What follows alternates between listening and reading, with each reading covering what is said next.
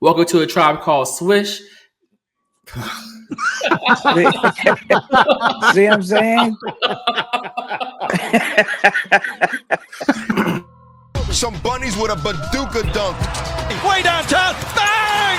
Bang! Mama, there goes that man.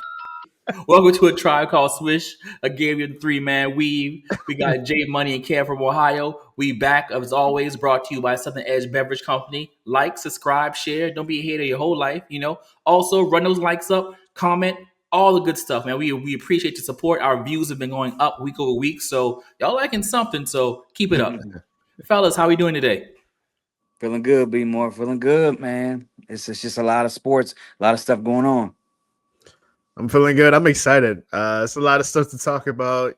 We love sports, man. I feel like we got another shop talk thing going on here, so I like it. For sure. All right, we're going to kick it off. Normally, we are a basketball podcast. We stick to basketball for the most part. Every now and then, when something comes up in the culture, we got to talk about it. Shedeur had his debut, his real debut, his first start. We're not counting what happened against the Ravens because that was crazy. We're not counting that. We counted yesterday a full week of reps with the first team. And look, the numbers are good when you look at the numbers. But he did what he had to do. People question does he have a big arm? Threw the ball down the field. He did get a quote unquote long touchdown pass, but that was a screen pass. So, hey, stats, whatever it is. So I thought the debut was solid. What do you guys think? You gotta assess the opponent, and I know the Raiders are having a subpar season, but they're still a pro team, and he's still a rookie. And I think that if you're gonna give him a letter grade, maybe it's not an A, maybe it's a high B, but I thought he played really well. I think, Dylan Gabriel didn't play bad, but he didn't play great either, and I think when you have another rookie who's capable, you want to see what he can do, and fate will have it. Injury occurred and got Shedeur on the field, but I think more is to come. I think he would only get more comfortable, and I think if you bolster that roster around his skill set, the Browns may have something going into next year. What about you, Jay Money? Yeah, I agree. It was it's not gonna. No, I don't think any first career start for a pro QB. Football is a hard and tough game, honestly. Yeah. And especially as a rookie playing against 10+ year veterans that have played against every QB in the past 15, 20 years. That's tough competition to go against. Especially when you're playing against who the Raiders have on the team too. You got Jamal Adams, Devin White, Max Crosby. I think any player or any QB, I'll say specifically, that does well against a guy like Max Crosby deserves a pat on the back. That guy's an animal. He is known to get 3+ sacks a game, and the fact that Shedeur only got sacked one time against that defense is insane. So I'm happy for Shedeur. It's long overdue, honestly. I have strong feelings about this. I don't like how Kevin Stefanski is handling his career so far. Not at all. A piss poor coach, man. I'll drop so many bombs right now. I'll say every swear word in the alphabet if I could, because especially it's impactful for me because he's a black athlete. You're handling this guy's career, and we already know how the NFL treats black players, black coaches. Shedeur deserves a whole lot better. He deserves a lot of accolades. He should have been QB2. I don't think he should have started over Joe Flacco, but he should have been QB2. Dylan Gabriel, in my opinion, did not play well. He couldn't even throw. He's like another Tua, honestly. He could throw middle, across the middle or intermediate level passes, but not deep passes. Shedeur has a big arm. They hate his confidence, man, but I'm gonna keep it short. But I'm happy. I'm happy that Shedeur is gonna be the starting QB moving forward too. So, but yeah, that's how I feel about it. I'm happy for him. Yeah, what do you think about the difference in how the offense looked between Dylan Gabriel and Shedeur? Because the few times I was watching the Browns, because look, man, they're not that good. Kev, I know that's your hometown team, but they're not a good watch, right? But the few times I did watch them, Dylan Gabriel didn't throw 8 to 10 yards. That was the longest play. And so the fact that Shedeur was able to get the ball down the field a few times, that's got to give the team confidence. Like I saw Miles Garrett on the sideline, and Yeah. he looked like he just had a baby. He was so excited. So I know, I know. there hasn't been a lot of smiles in Cleveland lately, but the team seems to Yeah. be behind him. Absolutely, man. I think it was electric. He impacted both sides of the ball, and I think football is all about relationships. Go back to the preseason. Who was staying after practice with Shedeur? Miles Garrett. And giving him just a lot of insight, giving him his confidence, and helping increase his confidence. And I think it's boiled over into the team. And I think Stefanski is interesting. I don't really know. You go back to like last week when Shedeur had that spot moment against the Ravens. If he had no first team reps all week in practice, and then you put him in that moment, that's a tough moment. The stars were aligning for Shedeur to have this magical moment, but it's tough. You're playing a good defense. You're playing going against a good defense, and if you had no reps with the first team all week, then that's the Stefanski thing, because you can't tell me you expect Dylan Gabriel. There is a small likelihood he may get hurt, so why not give my backup at least a few first team reps? And so if Stefanski gave him no first team reps, that is definitely bad coaching. Especially when your quarterback's 5'8". I'm just saying. It is very clear that Shedeur comes with a lot of confidence, and I mean, the reason he has so much confidence is look at his dad, look at his family. Honestly, like prime time, prime time was never short on confidence. And I never physically watched Dion. He was playing a lot before I was even born. But my dad made me watch his tapes. Because I used to play D-back. But this whole thing with Kevin Stefanski, he barely wanted to give him props during post game. That's a bull, man. Like that's crazy to me. Like your guy won your game, and to add to what you were saying too, Kev, he not only did Shedeur not get first team reps during that week, he hasn't gotten first team reps at all since he got drafted. And it's obvious the team loves him, but I don't know what's going on in like Stefanski's head. I don't know if he like GMs and the governor and the owner is telling him don't give Shedeur a chance. Like that's crazy. Did you see the hug that Eric Berry gave Shedeur after the game? Yeah. Saved his job. That's saying something. This was Eric. You're right. Shedeur was Eric Berry's call. Stefanski didn't want him. And so that's the whole thing. Like we've seen this story in all sports. The GM wants somebody, the head coach doesn't. And if Stefanski has to look at history. If the GM wants somebody and that person plays and that person is decent, you better get behind them, or you're going to be unemployed. Now, granted, being an unemployed NFL head coach is the best job in the world. but yeah, if you want to coach, you better get behind them. Absolutely, there is a hierarchy. I'm with you. Oh yeah, I'm worried about him moving forward though. But yes, he's a starting quarterback, but I think Dylan Gabriel's going to be healthy again. Yep. I think they're going to set him up, man. But I hope so. He is starting this week against the 49ers, and even though the 49ers defense isn't what it has been, it's still formidable. So I think this week will kind of will be the referendum. Sure. As we wrap this up, Bomani Jones said something interesting that I didn't think about. This Shedeur mania does have a tinge of what we saw with Tim Tebow. And when you look at how people talk about it, it's so like polarizing and people are so passionate about it. And it's just like, okay, we got to relax. Yes, Shedeur is very popular. Right. We get it. And he's in a bad situation with the whole Stefanski thing. But he's also not the best quarterback in the world also. We have to, we kind of have to relax. Shedeur is a talent, but he's not Patrick Mahomes yet. Right. Let the man live. Like it's because of the world we live in. You're either great or terrible, and we're starting to see the early crazies come out in these last like 36 hours. Oh man.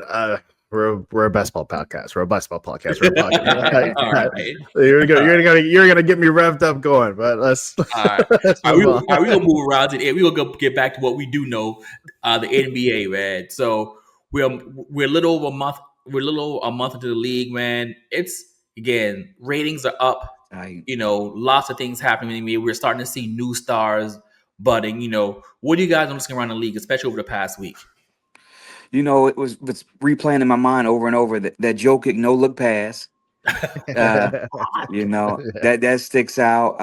Just the continual play of the Thunder. The return of Tyler Hero. Those are the three things that's kind of like sticking out in my head. Mhm. What about you, Jay? The Raptors, they are a big surprise to me. I didn't know they were 13-5. I was very surprised, but Yeah. I like how BI is playing though. The team, they look a whole lot more confident and more gelled together than they did last year. I like how the Heat is playing.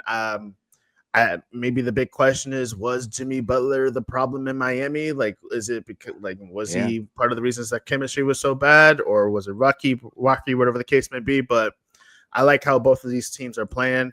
I'm not surprised how the teams in the West are performing. They all have winning records. Big whoop over there. Yeah, man. That was my thing. The West is so tight. Like, you look at the Spurs, even without Wemby, they're still Right. finding a way to Still get winning. these wins. Yeah. Phoenix, like I said last week, 11-7 right now. Phoenix, Yeah. what? And Jalen Green been in and out of the lineup. So it's Minnesota seems like they're starting to figure some things out right now. Yeah. And oh man, the Thunder, man, they just quietly just like winning. Like I've never seen a team because so they're 17-1. I feel like I remember when like the Warriors had their big run, and I feel like there was a celebration after every victory. Like the Thunder nowadays come, they just win, and they're just like, all right, Yeah. see you in 2 nights. Okay. Right. See you in 2 nights. And it's like, then you look up and you're like, oh, 17-1. And Denver is playing good ball. They're 13-4. They're like, how we can't catch them. Right. So it's been, this season has been so competitive. And I think it's been just a high level of basketball all around. And I think my biggest takeaway from this first month and some change is the NBA media partners matter. Yeah. Because we've seen what Peacock is doing. Mhm. Peacock has this layover where it looks like NBA 2K. I'm like, this is a great idea. And when you hear their commentary talk, they talk like not only do they watch the game, that they like basketball, which we didn't see a lot. Like we saw with the TNT crew, but in ESPN, all of them looked like they look like how we used to look in the call center, Kev. Right. All right, man, we got to go to work. Right. That's how they look. So the showing the media partners matter, and I hope the NBA heeds this and don't mess this up. Yeah. I agree. I think also too, like, I don't hear a lot of like our Richard Jefferson or Doris Burke commentary, because I feel like they're a little bland too. Like I also like listening to the Warriors commentators when I'm watching their games too. They're enthusiastic. They're very informative. Like they educate. Like I learn, and they talk about the history of the team too, and the ownership and the impact that everybody has on the team. And so like I love that, and I learn more from them too. So that I 100% agree with you. Be more like, it's great. I like it. I love it. Yeah, those regional broadcasts. Like since I started getting League Pass, I've noticed the difference between the regional broadcasts and what we see like on the national level. Yeah. Like the national level, like they're like when they used to have a really good team, it would be fine. But you're right, the regional broadcast, they love this team. And listen, they are biased. They don't care. Like that's their job. Like they actively root against the other team, which I still find hilarious. Like they will root for them to miss free throws, all that. There is no type of like journalistic integrity. Like, nope, this is our squad. I hate this team. And I want the other team to lose. And hearing those local commercials are always funny too. Yeah. You won't hear those on ESPN. Like what? Bob's towing. What is that? Right. All right. So, man, LeBron came back, and LeBron looking like, young Magic out there, not trying to do too much, trying to gel in with this team. Lakers 12-4 right now. So, what do you guys think about LeBron's return so far? Go James. Go James. LeBron's skill set is just so unique. I think it's great to be 6'9", 250, 260 with vision. That's great, but his skill set is so refined. Even if he was 6'2", 6'3", with his skill set, I believe he would still be great just because his mind is so poised. And yet, when you think about it, you've never played for a Hall of Fame coach, even growing up, a single parent home, but yet his decision making on and off the court is just sensational. But getting back to his return, I think he fit right in. I don't know if people thought that the ball would just come to him and just stick, but his IQ and his acumen, his ability to be anticipatory, just continually, is just what makes him such a threat. So I love that he's back. Yeah, I'm not gonna lie. I thought LeBron coming back was gonna mess up the chemistry. I was very underestimating his return. I thought he was gonna be, I need the ball in my hand. I'm gonna run the team. But to your point, Kev, yeah, he blended in very well. Like, he didn't mess up the flow. He added to it. He added more value to it. And I think since he's played 3-4 games now, right? So Yeah. I think of those 4 games, he's been Two, getting just doubled. two, just two. Just two. Yeah. So I think in those 2 games, he's been getting a double, which is Yeah. still spectacular to me. So, Yeah. but I think it's absolutely great. He's, I think he knows that the team is Luka's now, or as everyone's saying, Team White Boy. So I don't know, like, like, he's getting all the white players coming up. They got Drew Timmy from the G League, so brought it up to the pro roster Right, now. yeah. So, and Jake LaRavia. So, but no, I think it's great. The team's looking great. No one's missing a step. I'm happy. 12-4 is a spectacular year for a second year coach in JJ Redick. Yeah, it's impressive. Can this team make a run? Listen, it's all good. We're in November. We haven't even hit the Christmas holidays yet, where things get really real. But when you look at this team, you look at the West. Is this a second round out, or we talk about like what's the conference finals right now? And I know it's really early, but what do Good y'all question. think? That's a fair question. I think it's all about matchups and all about what trades occur, don't occur. I would love for them to get a hold of a Zach Levine. There's some pieces out there that I think that will really improve the roster. If you're taking this roster and you're going up against the Thunder, Denver, then I don't think they come out of that unscathed. So I think you definitely have to improve. But to answer your question, I think it's all about the matchup. There's many teams that they can beat and be a nightmare for, but there's also some teams I probably will want to avoid. And OKC and Denver are probably the 2 teams that are bold to give the Lakers the biggest test. Yeah, I agree.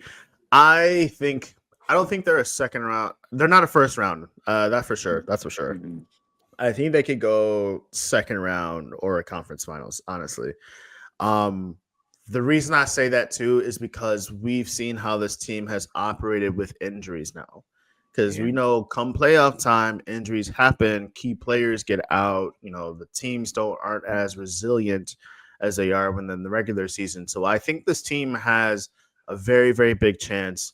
And to Kev's point too, Denver is their kryptonite. If they have to play against Denver at any point in the playoffs, they have to dig deep, because both Luka and Bron now have experience in going to the finals and almost winning a championship for Luka, and then JJ Redick. I don't think he's been able to go to the finals yet, Never at all. So I think his experience will be a big thing, in the playoffs. Come playoff time. So yes, they can make a deep run.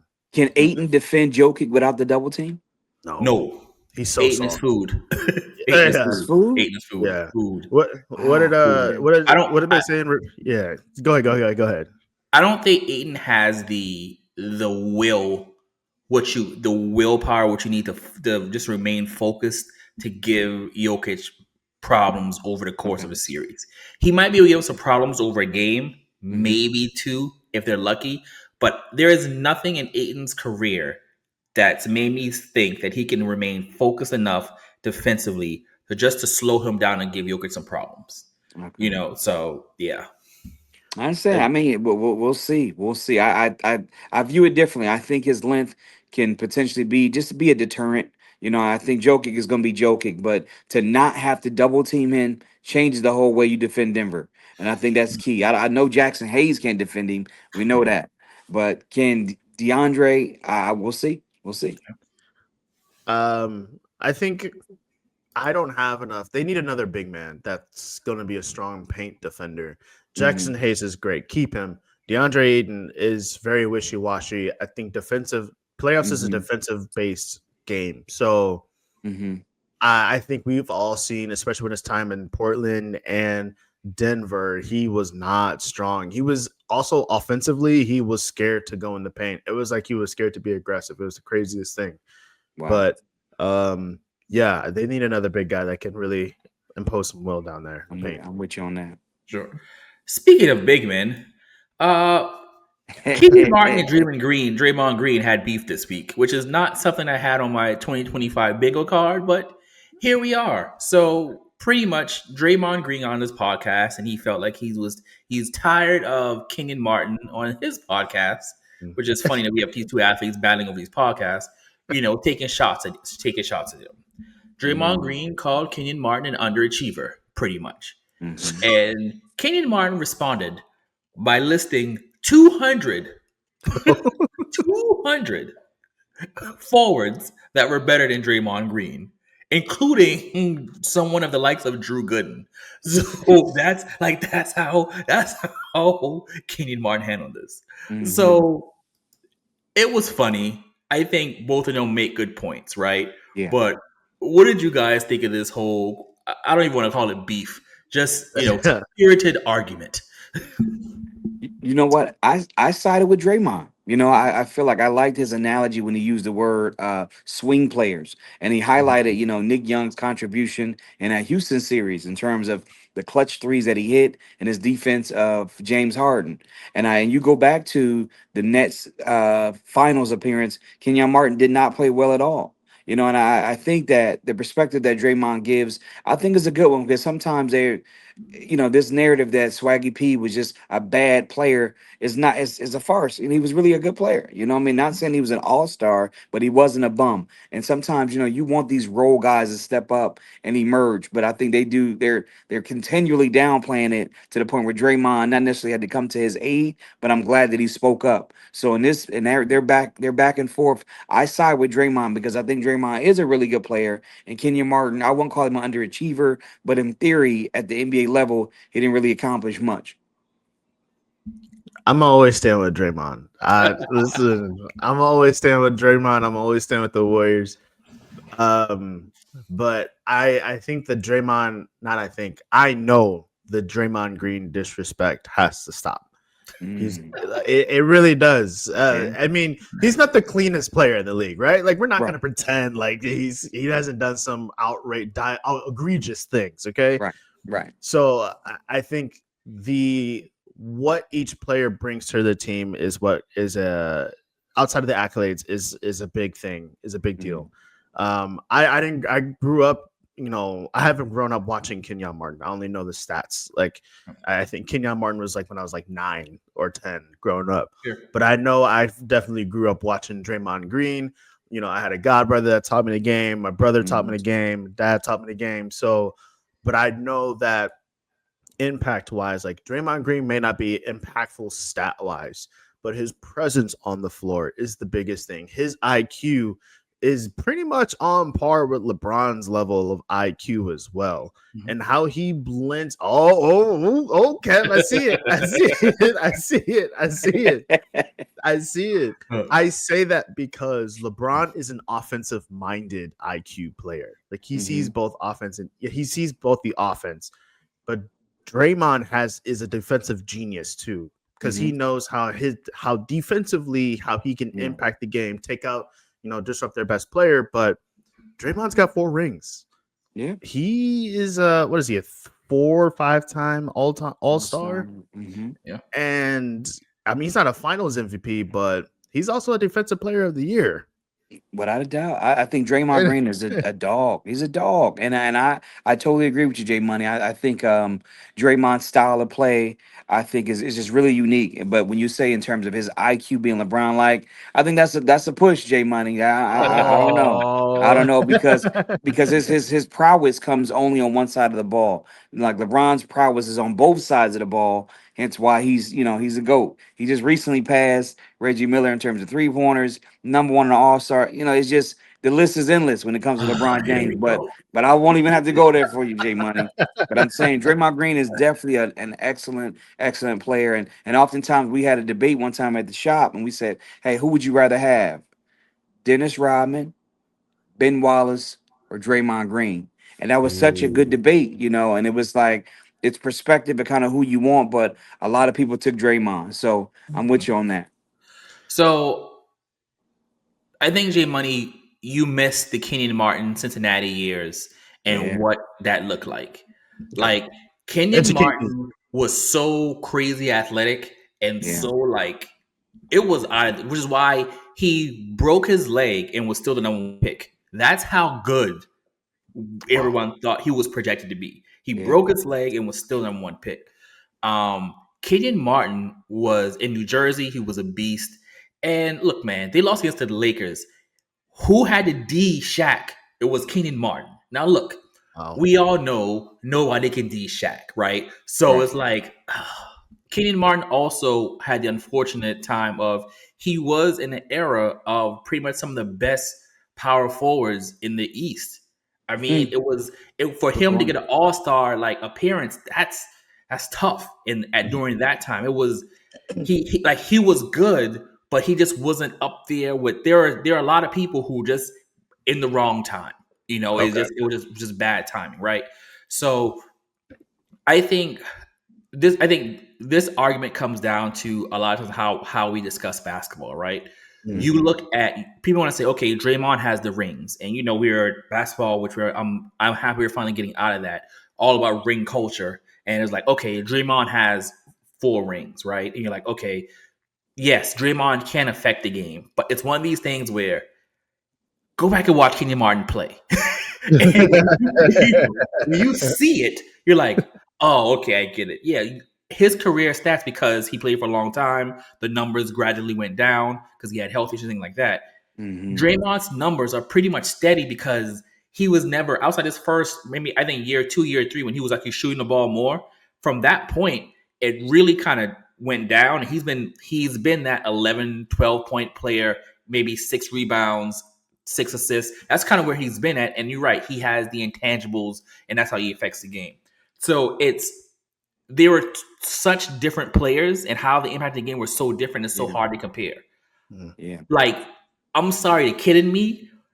I am going to lean toward Kenyon Martin because I saw with my own two. Listen, I saw this man bam on people, and I also saw this man take elbows from Shaq and get up and D him again.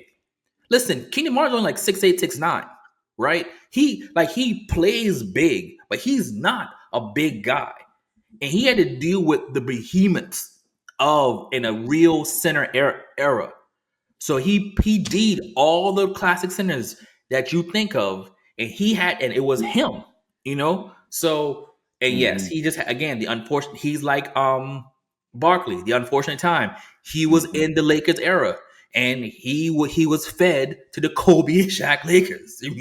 He had one of the greatest point guards ever, but again, you were fed to these Laker teams. There was nothing else. The Nets team was good, but yeah, Shaq and Kobe and Phil on the bench. And then they just surrounded them with perfect role players. So there was no beating those Lakers teams. So he was just, bad timing for him. So for me, I think it's a draw. I think it's a wash. I do not I do not think there are 200 players better than 200 forwards better than Draymond Green. I was like, look, I get your point, homie. I'm not watching 20 minutes of this. I got it. You don't think Draymond Green is good? Cool. But I also don't think Kenyon Martin's an underachiever. I think he did, considering what he had, considering the time, considering where he went to play.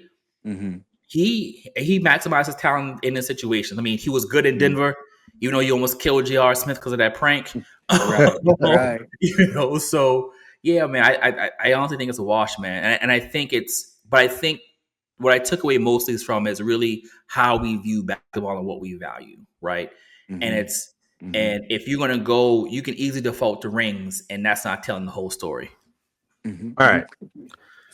Go ahead, Kev. Go ahead, Kev. Go ahead. Go Oh ahead. no. So I understand. I definitely don't think it's a wash because Kenyon Martin. I think Jay Money, though you're younger and you didn't see him in real time, Kenyon was definitely a force. He played with a lot of aggression, but not necessarily finesse. He's not the passer that Draymond Green is. He's not the orchestrator. You can see Draymond facilitating. You can see Draymond leading the break. You can see Draymond bringing the ball up. Show me a clip of Kenyon Martin doing that. You're not. You're gonna see him in the box. You're gonna see him being a good help side defender. You're gonna see him being the guy that's gonna go out and play the role of Anthony Mason, Kevin Garnett. You're gonna be that emotional guy. He might be the guy that's always about to fight but not fight. But he was definitely a good player. But I think Draymond Green, when you look at the attribute chart, he's a better rebounder. I think defense wise, I think he's a better defender. There's not even a push there. And No, Draymond is a better passer. I don't So know about I rebounding. think Draymond is definitely the better player. But to each his own. So I have a question for you guys. I'm a new generation ball watcher. Basketball watcher, okay? Yeah. I'm a new generation basketball watcher, okay? So I'm a fan. I love the game. I like the competitiveness. Like I started being able to watch these players, I think close to their retirement years, honestly. I think if the math is mathing correctly. Because I saw Kobe when he was starting to hit that decline, come out of his prime and go into his decline, and the entry of like LeBron and Curry and all these other guys. Now, I digress. My question is, B-More, you made a great point. We have defaulted on going on ring culture a lot. And I think ring culture should not be the main reason why we should say someone is better than someone else. Because if we're going to be honest, Patrick McCaw, I don't know if you guys remember who he was. He's got 5 freaking rings. He won 4, or I think 4 rings. He was a bench player. He played 3 with Golden State and won 1 with Toronto Raptors. So he's not a sung hero, but he's got multiple rings. And I'm glad we're moving out of that. Now, can we say these are great players of this particular generation now? Like, LeBron is the greatest player of his draft class and of his generation. Now we've got Stephen Curry. Now we got guys like Draymond, guys like James Harden, KD. We've got multiple great players, Giannis, multiple great players of this generation era of the NBA, because the rules have changed since the 60s, right? And so, Jordan played, he was the greatest player of this generation in that era. Now we've got Kobe, the greatest player, one of the greatest players of the generation of his time. Now we've got Bron of his time, Curry of this time, KD, Giannis, Wemby of his time. So can we start having these conversations now? Because Bron can probably be a greatest player of 2 generations now of the NBA. So can we start having those type of conversations now? So see, I think that's the interesting point. And I think it's hard because with this, I would say I think post 2000, players started playing a little bit longer, and it's kind of hard to kind of segment it out. See, it was pretty clean when Magic and Bird got old. Jordan and that crew kind of came up. It was kind of really clean. Yeah. When Jordan went out, Shaq, Allen Iverson, all of them just kind of, it was very clean. What happened is from Kobe, Shaq, and Braun, they kind of stretched longer because their careers were longer. Now, granted, we're not really counting Shaq post Phoenix because that was just kind of a Stealing big money. big money. But when we look at Kobe's last 2 seasons, that wasn't. I mean, he was, he wasn't Kobe, right? Yeah. So, but these players have played so long, and LeBron, you're right, has played through multiple kind of generations. I think there was a point where, and I know Kev's not going to like this, but there's a point where, yes, from late Cleveland, the first run, Miami, and probably that first championship year for Cleveland, I think LeBron is definitely probably number one. But then, the short North Carolina guy, the 6'2" North Carolina guard that plays at Golden State, I mean, you got to give him that because he won the championships. He was winning the MVPs. You got to say to me that he was the best player. Braun was still in the conversation of the best player during that era. But the clear best, when you look at championships won, MVPs won, it was Steph. And so it makes it weird because, and I'll kind of wrap this up, is because you also have Kevin Durant, Russell Westbrook also poking up in this era, both getting an MVP.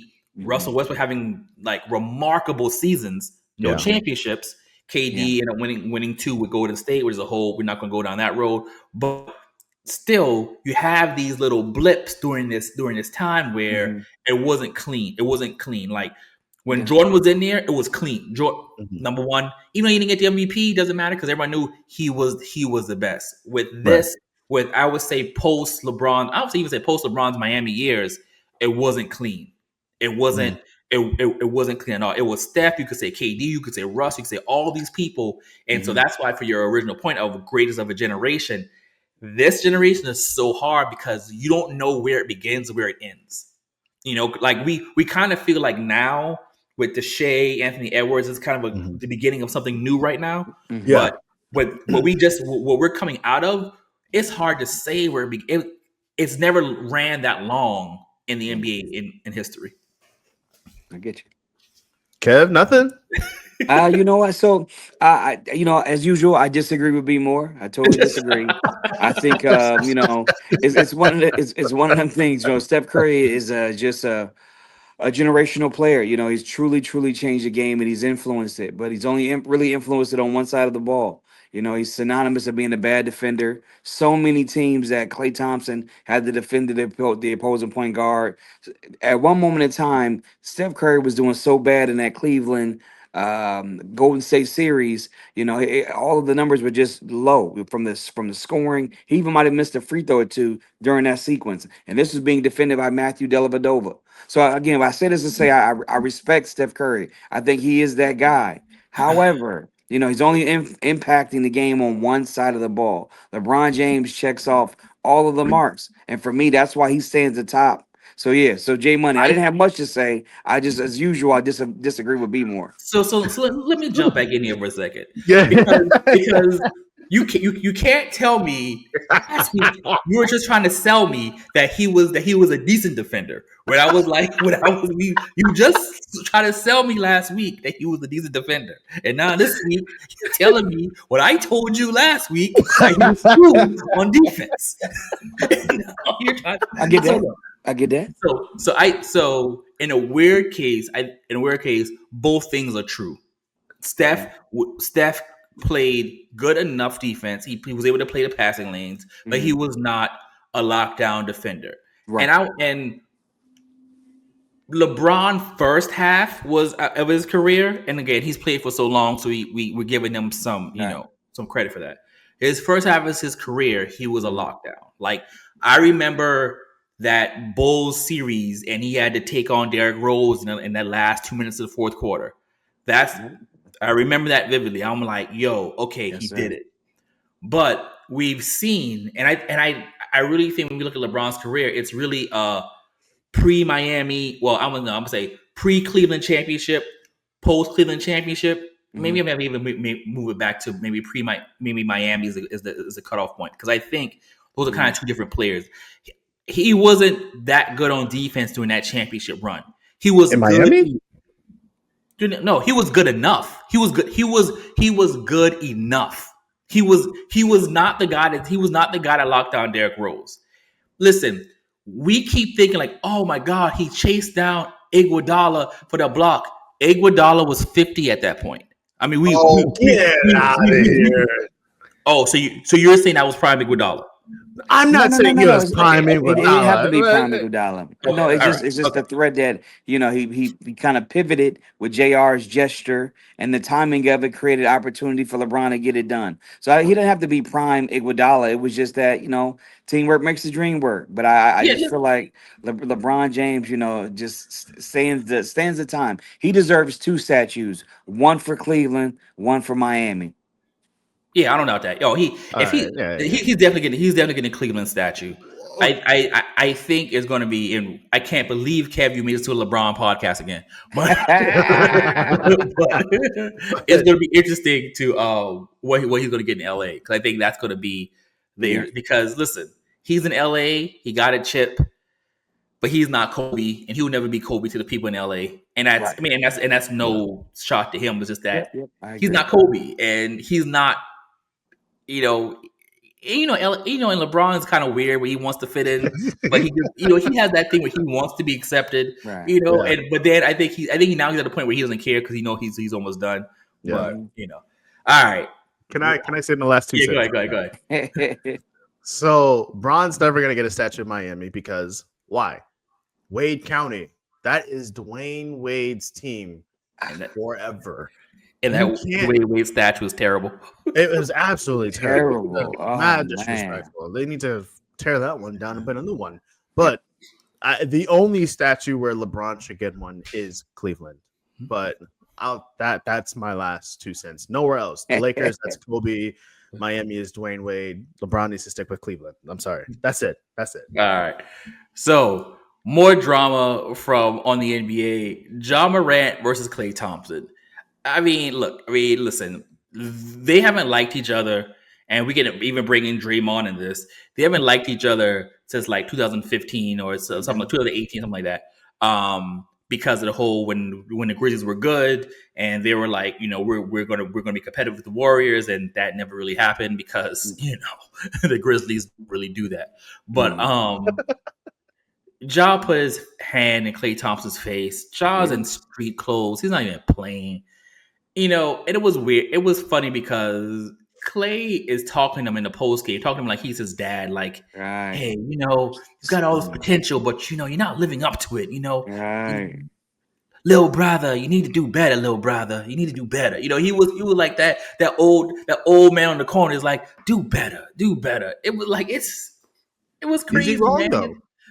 No, Listen, can I start off, guys? Yes, I'm sir. sorry. absolutely, kick it off. Okay. John Morant, shut up. Okay. Shut up. You haven't done anything. Is he year 8 now? Still can't get past the second round. Shut up. You know what? Here's the other thing, too. He only talks when he's not on the court.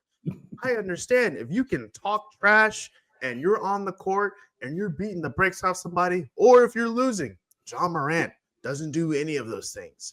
If he's sitting down and his, Nike zip up, he just talks trash. Yeah, that one dude from Golden State. Shut up. Because I don't think he still reached 10,000 career points yet. Kristaps Porzingis got to 10K before John Morant, and he's been less healthy than John Morant. Please stop playing in Klay Thompson's face. 4 times. If I'm Klay Thompson, I'm doing this too all day. Matter of fact, I'll just do this one because he hasn't even kissed it yet. Shea SGA got a ring before John Morant. Are you serious? Brother, please shut up. J Money, they say the apple don't fall too far from the tree, right? Let's think about the antics that T Morant exhibits on the sideline. It's his son's moment. Why are you getting into it with refs? Why are you getting into it with Shannon Sharp? Why are you getting into it with players? I just don't like that type of energy. I love supporting your son. I was so motivated by the YouTube videos of Ja being trained by his dad. I love that, right? It chronicles the journey. But to Clay's point, he has been a disappointment because it's like, this gun culture, I'm a thug, all that. I don't really know. You can't have the best, you can't have those two worlds. They don't mesh. So I totally get everything Clay was saying is that you're supposed to lead the pack. You're one of the league's best players. We need you out there, not on the sideline. But I just think he can't help himself to an extent, you know. But I'm wondering, did he say something about Clay's relationship? Almost like, you know, I thought about Jason Williams' comment, you know, that quote he gave us. So when I saw Clay, I said, did he say something about Meg? I didn't know, you know. You know, listen, it wouldn't surprise me. They haven't said that, but it wouldn't surprise me. I think that's also why Clay's kind of been a target, right? It's like Right. he's Yeah. got Meg, and listen, for all intents purposes, sorry, J Money, Clay is washed. He's burnt out. Yeah. It's a wrap, and his best days are behind him. All right, and there's nothing wrong with that. There's nothing wrong with that. He's made lots of money. He goes home to Meg the Stallion. He's good, right? Really, yeah. So, You're but not wrong. right, but his career as we know it, he's washed. He's burnt out. And I think this is almost like dance on the grave, so, which is why I'm like, calm down, because yes, you could talk to old man Clay, but a few years ago, no, your careers are too different. You are talking to the arguably the second best shooter in NBA history. You are the second best knucklehead in NBA history, pretty much. You're not even the best. I mean, listen, at least J.R. Smith gave us anything as possible. You're not even the best knucklehead. So, but again, Jaws from South Carolina. Yeah. I have a soft spot in my heart for him, and I keep wanting for him to turn that corner. And look, man, I'm tired.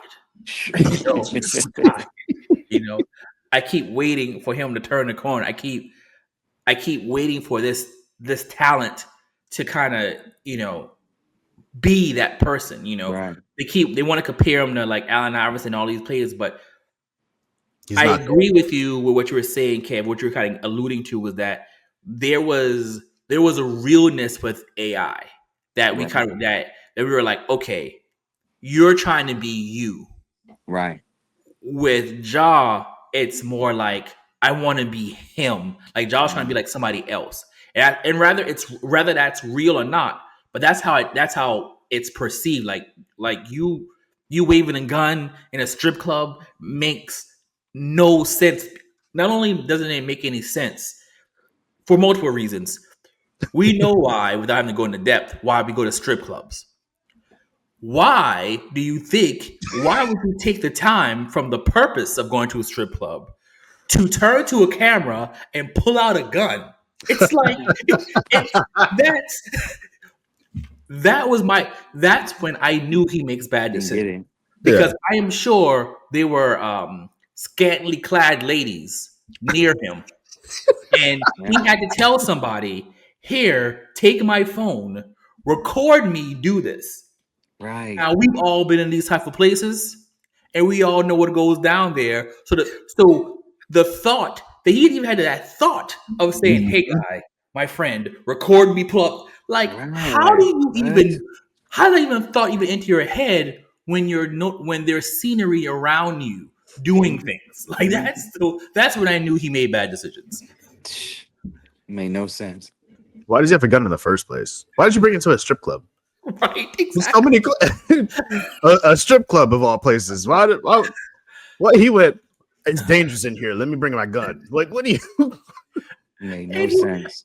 Like that he snuck a gun on a team plane, and then Gilbert Arenas. Again, not to belabor this point. And then I'm not sure was it before or after he gets filmed again. He had to tell his friend, record me. He's in the car, like another gun gesture, right? I don't get it. When you think of the logistics of what he's doing, because it's not like somebody was recording him. He's with people and he's telling them, like, have you ever thought about when you see like these things on Instagram, or like, oh, you had to set up a tripod and Target, set up to record, and you're like, oh, that's weird. And so when you think about what he went through, is like, oh man, you telling your friend, and how good of a friend is he to be like, yeah, I'm gonna record you.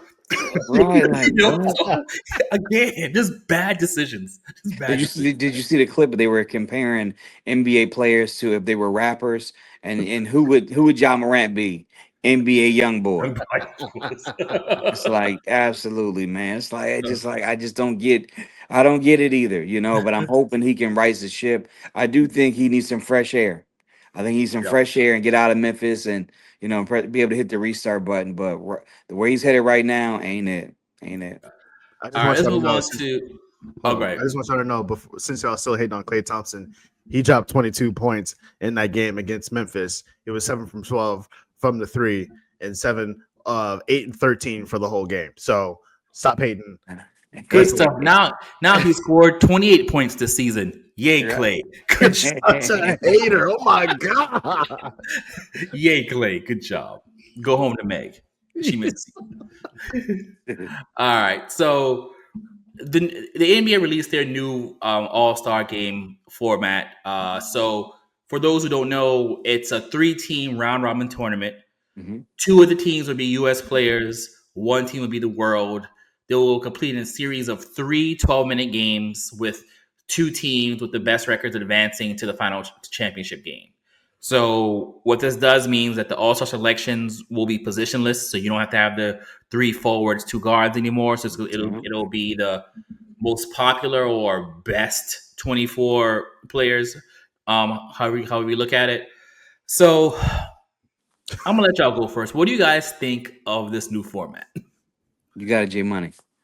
I don't like the positionless basketball. That's got to be one of my weird, my biggest pet peeves. Like, it's weird. Like, I feel like we're just playing pickup basketball at that point. You'd be like, let me get a little dude over here and then 4 big guys over here that can shoot the ball. I think that's weird, but I love the fact that we're splitting it up to where players can represent their homeland, like the world part of that. I like that a lot. I was watching a clip where Vince Carter was saying, if I'm a player and I'm from the US, I get to it's a different feeling when you're wearing the USA jersey or jersey on your team, like you're playing in the Olympics. So I like that. I don't think it should go back to the East and West. I think they need to switch it up and still. I feel like there's something still missing in it, but I like the direction it's going to be more inclusive globally, to where it's world versus USA players. Yeah, I agree with you there, Jay Money. It's like I think the old format just isn't it, but this new format, I think to your point, with it being positionless, it speaks to player skill set. You can have Jokic, but yet when I have KD on a perimeter, can he slow KD down? He can't. KD can't post him, but he can create space, and it just bodes well for some good competition. So I'm really intrigued by it. I like the fact that it is positionless, but yet it's gonna still kind of come down to the player's skill set. So that's what I'm most intrigued about. Shea Gilgeous-Alexander, Jokic, Giannis. And you can throw in whoever. Oh, Luka Wemby and Wemby. Man, right? So you got the world is Shea, Luka, Wemby, Giannis, and Jokic. Hey man, call the cops. This is over. This is over. I don't care who they bring off the bench. Call the cops. This is what do you have your guards are unselfish. So you're not gonna be like me. You have an unselfish center. You have 2 aliens with Giannis and Wemby. Call the cops. This is what do you want to do with them? Like listen, if this was like 7 years ago, younger Steph, younger Braun, cool. Okay. Be like, all right, cool. No, man. There's a reason why there hasn't been an American MVP since Steph. Yeah. There's a reason why. It's because those 5 guys, pretty much, this is a wrap. Like this is going to be more of a display of why American basketball has fallen apart and has fallen behind. And no, like I like the idea of it, but when I think about those names on one team, and then they're going to have some really young players coming off the bench, they're going to have like a Josh Giddey, or I'm not sure how deep the team's going to be. We have like a Josh Giddey probably also on that team, who's unselfish, who's probably going to make the All-Star team.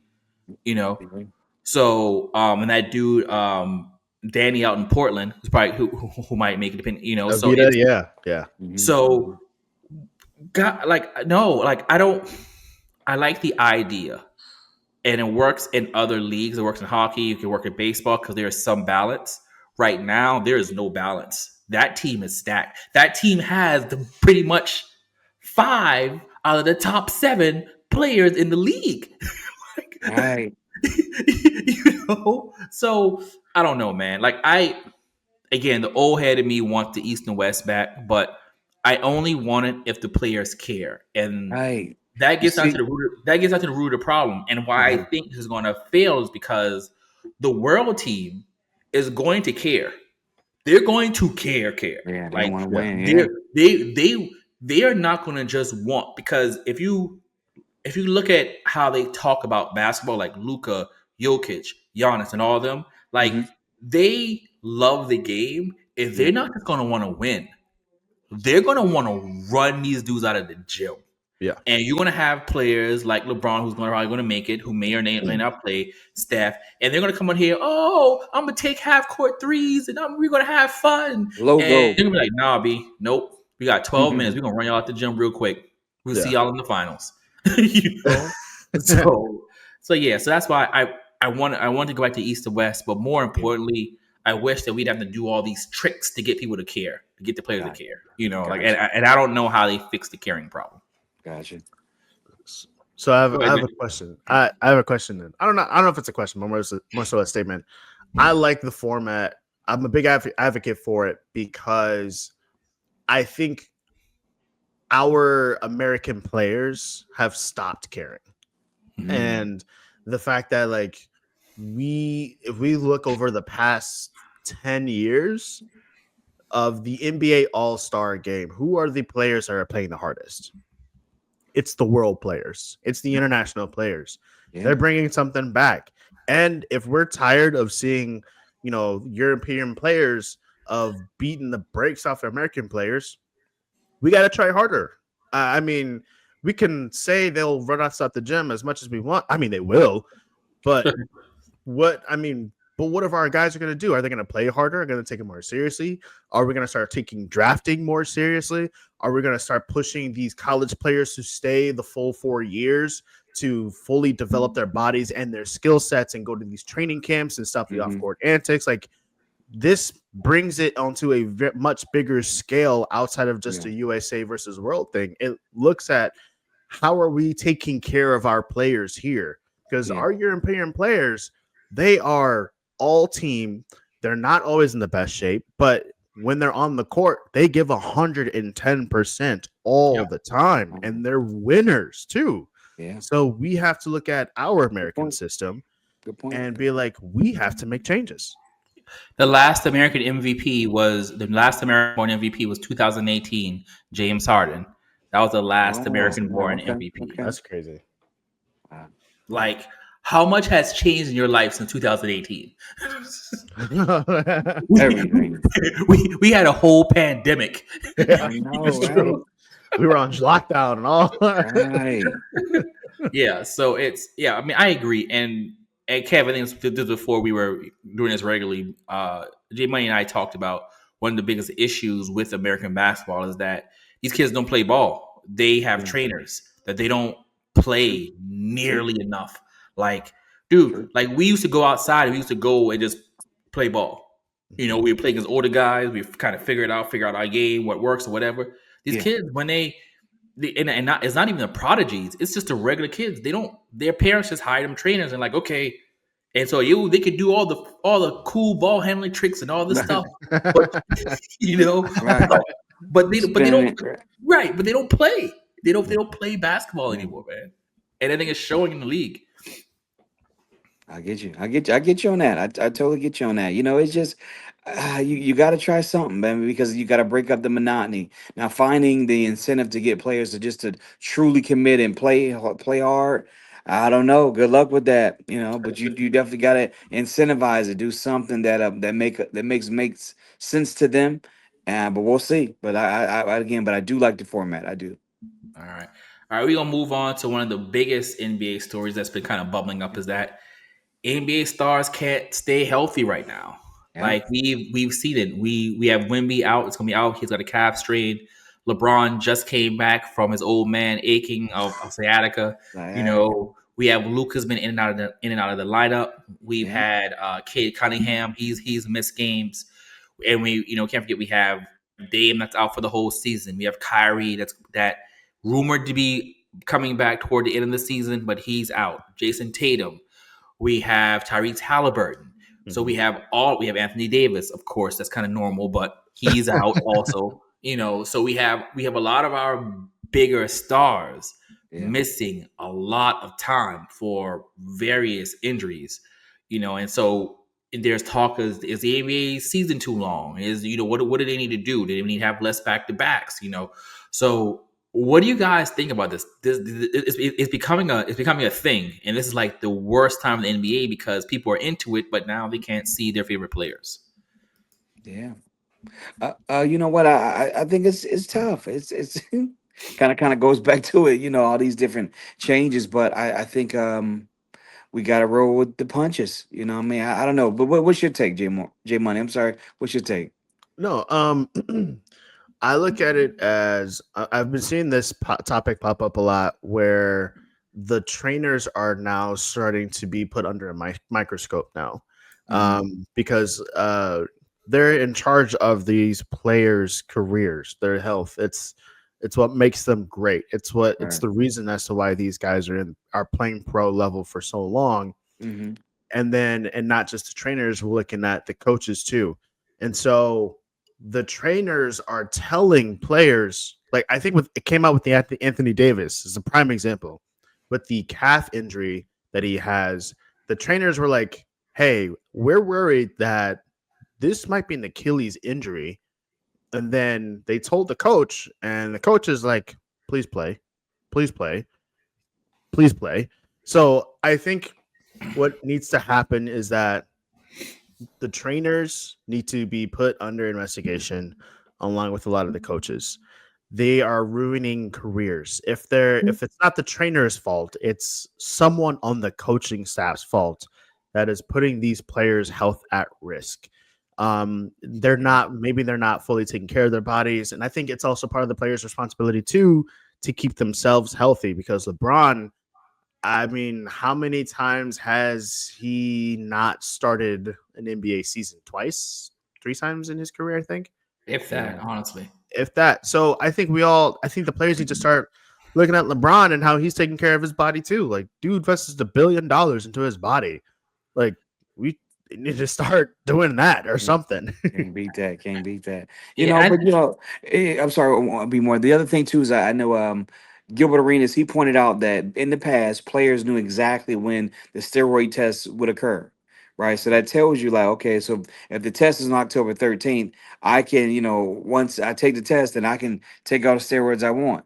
So I just said this. I think from a durability standpoint, the players, now you got AAU, you got the Olympics, you got all these different additional miles on players. So I understand, why players per se get hurt, and then sometimes it's just the nature of the business. I'm not gonna say that a player isn't working hard, but it is gut wrenching to see a player continually get hurt like an Anthony Davis. But yet I will say, he's still playing. Go back to the days of Sam Bradford, how many knee surgeries that he had. I think if you're a person that, even if you're not an athlete, if you haven't been under the knife and had some type of surgery on your knees, you don't know. It's tough to get the confidence to come back to that. So I understand, players and their apprehensiveness, but it's tough. I think there's a lot of factors as to why players kind of miss games. And I think the thing that's kind of raised my eyebrow is that there've been a lot of calf injuries. Mhm. I think that's been the thing, is like, and you're right, Josh. J Money didn't make a good point, is that there's a lot of times where the calf, is it an Achilles? What's happening? So is this an overuse thing? Is there just we have a lot of hamstring issues also, Yeah. which a lot of that time comes from what we talk about what happened with Anthony Davis a lot. He takes it easy in the offseason, and now he's trying to go 100%, when training camp comes. So it's just, I don't know what the exact answer is. I don't know if it's we need less games. I don't know. I don't have the exact answer, but I do think that we do have to look at something that Kev, what you just mentioned is there are a lot of games that these younger players are playing, way more games than the prior pros played coming into this Yeah. league. You Yeah. know, because all the AAU tournaments, because all the travel ball, these like when we, what we even talked about in the earlier topic, when we would go outside and play ball, we didn't play at that intensity that you would see these kids playing in these AAU tournaments. So yes, we could play basketball all summer and be in shape and be fine because we weren't at that intensity that these guys are playing with in these tournaments. And I think these players are specializing too early. I think that's also a point. When you have people saying, "Oh, he's the number one ranked seventh grader in the nation," and then the parents are like, "He's the number one ranked seventh grader, really? That's amazing." Well, you're just going to play basketball from now until you make to the pros. Right. So the kids playing all these games, all these tournaments, and flaming out in 10th grade because everybody else grew after they had their early growth spurt, or if they're lucky enough where they maintain that high status, they get drafted and they've played so many games. Mhm. So Right. now you get and now you have to get to the grind of an 82 game season. So and you're playing against men. That's just a lot on it. Yeah. Again, I think, and not to, I think the bigger issue is just maybe basketball culture in America right now because the Europeans, they don't train that way. Like they don't play a ton of games. Like Luca was saying, like, no, we practice a lot, but we don't play a lot of games. So yeah, it's NBA's got to figure this out because you can't keep having your stars this amount just on the shelf. So, I mean, yeah. I think also another factor is like medicine is evolving too. It's a very innovative industry, and so maybe there is a medical team that's looking at how these injuries are happening as well, right? Like this isn't the naivety of me, right? Just thinking about this too, and maybe the season doesn't need to have like back to backs. Maybe they do need longer breaks. Maybe the season just needs to be extended a little bit longer. For there are 3 or 4 nights worth of rest where 2 days practice, 2 days rest, and then they have their game the following day to where everyone's more rejuvenated to play. Okay. Maybe it is a back-to-back game issue. I think, but that's a big adjustment because these players have conditioned their bodies for LeBron James type of guys for 18, 20 years to play 2020, back-to-back games for all 20 years. So maybe back-to-backs do need to go. I don't know. All right. Speaking of on the shelf, Chris Paul, he's hanging them up at the end of this season. So Chris Paul is going to be, and again, this is why this whole ring culture has to die because I don't want Chris Paul's legacy to be forgotten. I don't want the next generation to treat him like how they treat Patrick Ewing, how they don't even know who Patrick Ewing is. They don't know who David Robinson is. Like they don't know because even though David Robinson has a ring, but they just don't. He gets lost. The Patrick Ewings of the world. Charles Barkley is only relevant because of him being on TV and stuff. So Chris Paul was arguably the greatest point guard through the majority, I would say 75% of his career. He was the best point guard in the league. Like there was nobody. He was so good. David Stern was like, "You cannot go to the Lakers." Right. He's like, David Stern looked at that roster and said, "Absolutely not. No. This is not. No, this is not going to happen. You are not going to the Lakers." Because it was like a part of me feels like David Stern probably would have vetoed Kevin Durant going to go to state. That's another story. But David Stern saw that was like, nope. We are not going to give Kobe a real point guard. Absolutely not. Wow. So Chris Paul, I think he's top 5 in assists. I think he's top 10 in steals. I'm not sure where he is in scoring, but Chris Paul was just, when you even take it to his Wake Forest years, bring that into, Chris Paul is definitely for me one of the best point guards I've seen with my that I've lived with. Like when I became like really aware of basketball, it was toward the end of Magic's career. So like I knew what it was and I would see the highlights. I understood it, and I didn't never like John Stockton because he just played slow to me. But when I saw Chris Paul what he did with the point guard position. And again, even though AI was quote unquote a point guard, he's a shooting guard. They just called him a point guard because he was 6 foot tall. He was a shooting Exactly, guard. Mundo. Right. But what you saw CP3 do, Mhm. and look, his handles are underrated. Are Oh, Yes. completely underrated. But Yes. yeah, I just want to take this time, man, just to man, Chris Paul, man, one of the greats. absolutely. So be more. CP3 is my favorite point guard. Favorite point guard. So I definitely agree with you. His skill set is just so unique, and to your point, think about how many times you've seen Chris Paul on maybe a pick and roll, end up with the big on him, and he just making bands. As barbecue chicken. He's gonna have you a clean window just off the separation. So I'm totally with you on that. Be more. I think I hate that this is his last run, but I think Jose Alvarado kind of sped things up, you know what I mean, kind of pushing the conditioning of of Chris Paul and just keeping him working. I think that's the best way to kind of go at Chris Paul in 2025 is conditioning, use the size, wear him down. And I think it's hard for him to keep up to that pace. But I do look forward to him joining different shows. Him, I think, as an analyst will be excellent because Mhm. he's articulate, and I think he has a vernacular to kind of keep up. So Chris Paul, I'm gonna miss CP3, but he's definitely a first ballot Hall of Famer.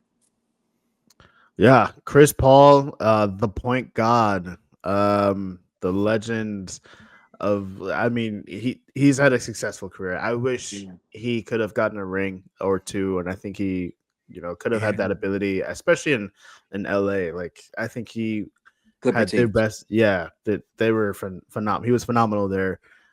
He's second in steals and assists in the league as a Wow. league leader. So Wow. that is a career well earned, very successful. I think if Yeah. I was Chris Paul, I would be personally happy with.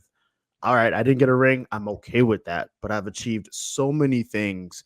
I'm holding 2 records right now. I'm second place in both records. That's gonna take years to break or have anyone to catch up to me. So, yeah, great player, great point guard, great person.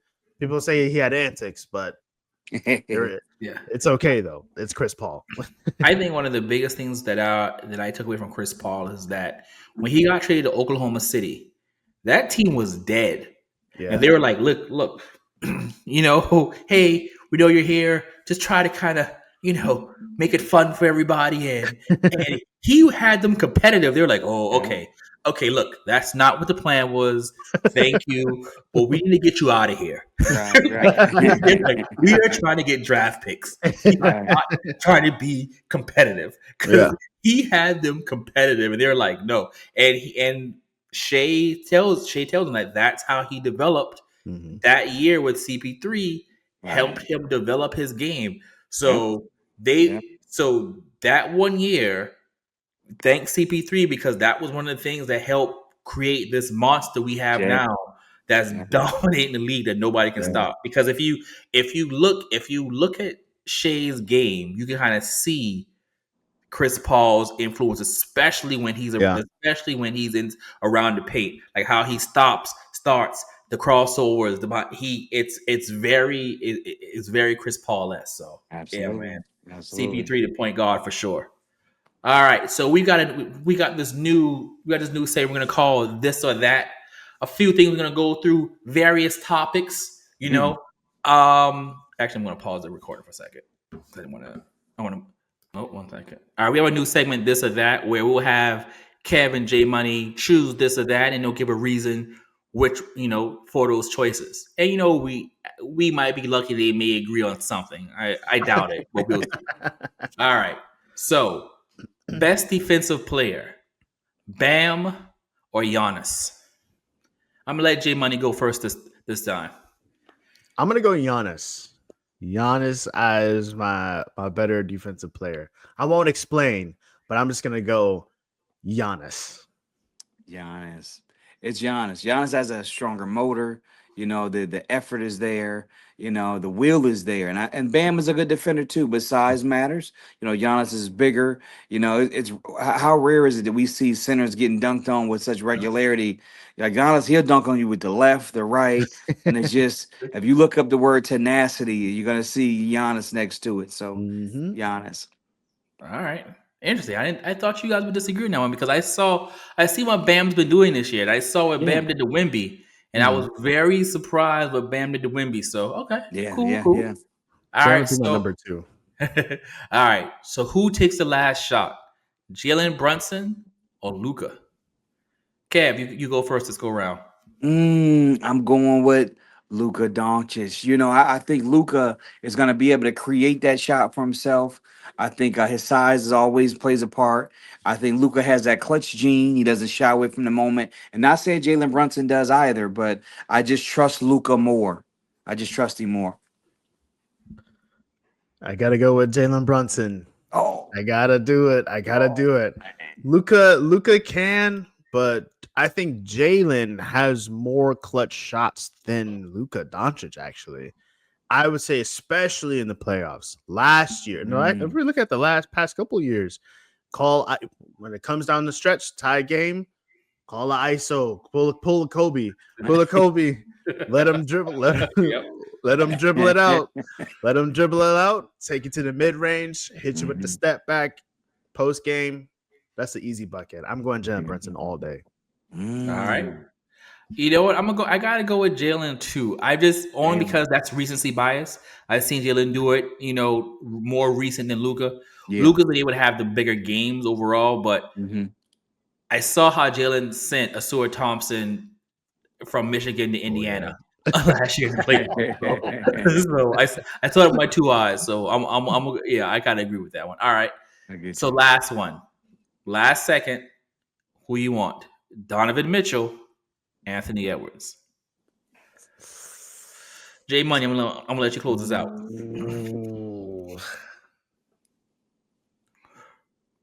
I'm gonna go Anthony Edwards. The reason I would is because we just saw it. Actually, he did it to Phoenix Suns Dylan Brooks, who is a great defender, and he put him on skates and hit him with a step back 3. Anthony Edwards is quicker than But they ended up Donovan losing Mitchell. that game, I think, didn't they? All right, we don't talk about that. We're talking about clutch shot. Right. Relax. The reason I say that is because Anthony Edwards, especially after he makes a bucket, he's a clutch defender too. He will lock you up and give you a really hard time. He'll make you work for that last bucket, and he'll tie your route. But Anthony Edwards can give you the 3, he can give you the midi, or take you to the paint. I'm going Anthony Edwards over Donovan Mitchell. Going Donovan. Think about the version that we saw Donovan in the bubble. Just electric. Him and Jamal Murray had a duel for the ages, And I feel like Donovan Mitchell has the ability to turn it on at any point in time. And I think he doesn't shy away from the moment. And his time in Utah, he's always been the guy. He hasn't had someone to defer to. And not saying that Ant-Man does, but Ant-Man is around veterans like Conley. He's been around some good teams, but I feel like Donovan Mitchell is just I trust him more. I think Ant-Man is a good player and he's ascending. And once he can really put his back to the basket and be as efficient, he'll probably go to the next level. But Donovan Mitchell is there now, and I'm taking Donovan. You know what, man? I gotta agree with Kev on this one, man. I gotta go with Donovan Mitchell. Oh, yeah, man. I don't know. There's something about Anthony Edwards. I've seen him kind of. I don't know. I don't want to say get small because he's always going to try. But there was times last year in the playoffs where he just didn't. I didn't feel he was as aggressive as he should be. Now, and granted, he was carrying that team woefully because they were just not able to hit shots. But yeah, I'm gonna go with Don. I feel like I just feel like I trust Donovan Mitchell right now. Good choice. I mean, he's AE's coming, Ant's coming, but right now I'm gonna go with Donovan. So, all right, fellas, good job with this or that. Another good show. Yes, sir. Anybody last words before we head out? J Money, you can kick us off. Kev only picked Donovan Mitchell because he's playing for Cleveland. That's all I gotta say.